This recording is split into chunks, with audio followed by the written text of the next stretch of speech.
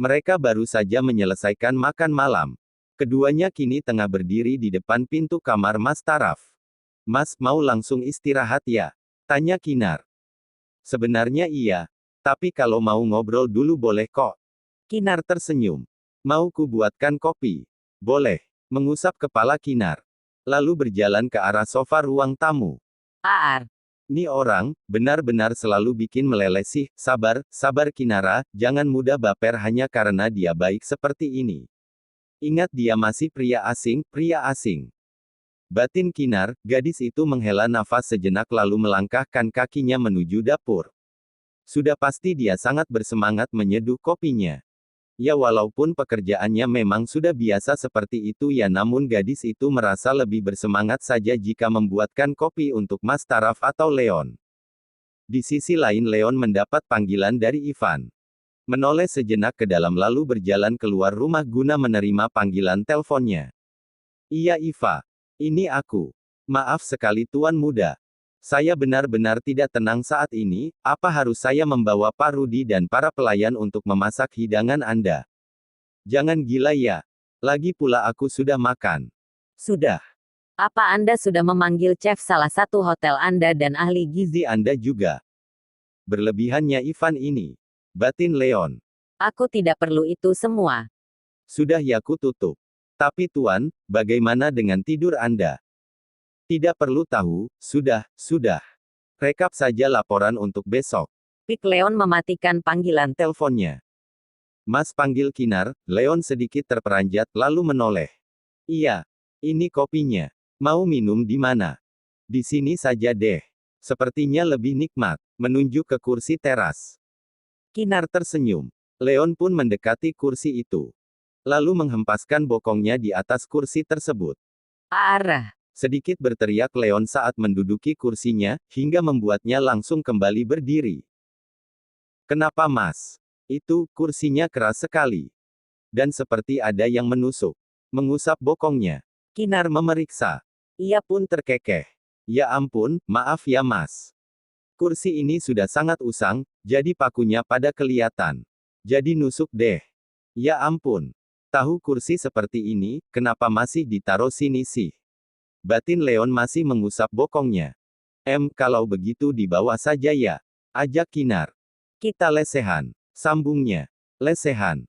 Apa itu lesehan? Kinara menatap bingung. Mas sedang bercanda ya? Masa lesehan tidak tahu? Seperti orang kaya saja.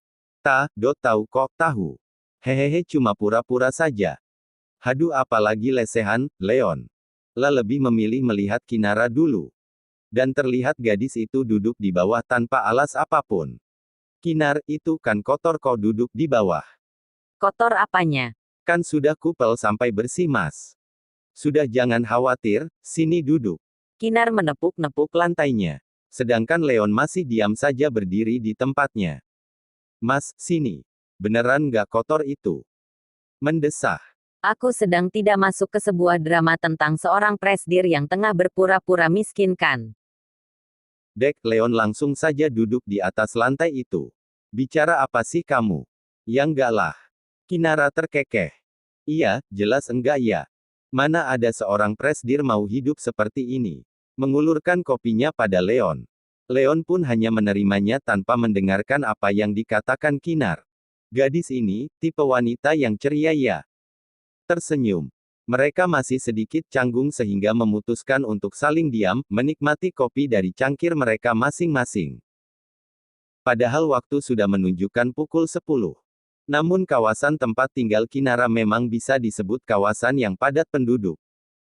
Hal itu pula yang membuat mereka tidak merasakan bahwa waktu sudah larut. Kinar, Leon meletakkan gelasnya. Iya Mas. Apa selama ini, kamu tinggal sendirian? Tanya Leon, dia mulai membuka obrolan.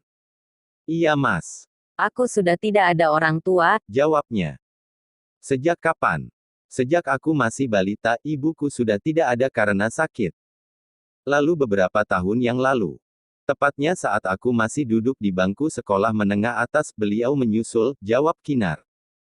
Pandangannya menatap kosong ke arah cangkir di bawahnya. apa tidak ada kerabat? Ada sih, tapi aku tak menganggap mereka kerabat.